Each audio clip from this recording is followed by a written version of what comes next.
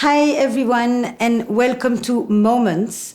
I want to have a brief chat with my friend and colleague Julia Samuel, who has been a therapist for 3 decades and a specialist on death and grief.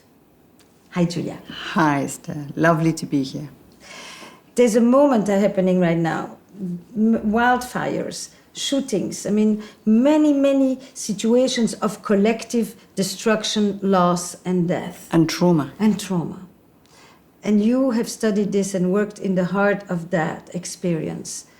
What is important for us at this moment to know and to do?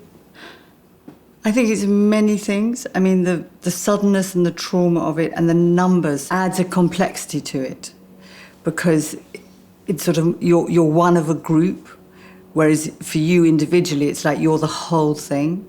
So sometimes you can get lost in the sort of massive story of it, and your uniqueness and your personal needs for support can get lost. The work is lifelong. So these young people who their friends were murdered, it will shape them. That will be the memory that will sear their adolescence, the day that child was killed. So they need both the support and the skill of professionals to support them, but also to acknowledge the loss and the trauma for them, but also to be allowed to be healthy children. So that you talk about young people, so that grieving for young people is like jumping in and out of puddles. So you can be very sad and then you can be fine.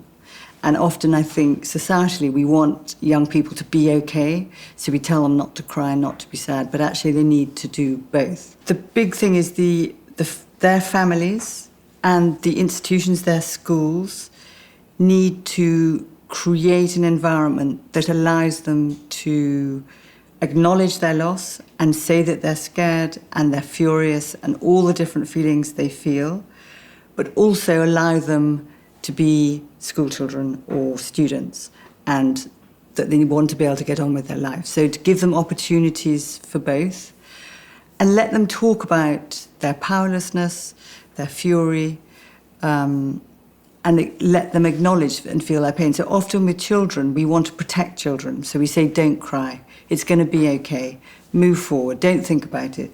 But actually how they heal is like us, that first of all, what they don't know they make up, and what they make up is more frightening than the truth because it's limitless.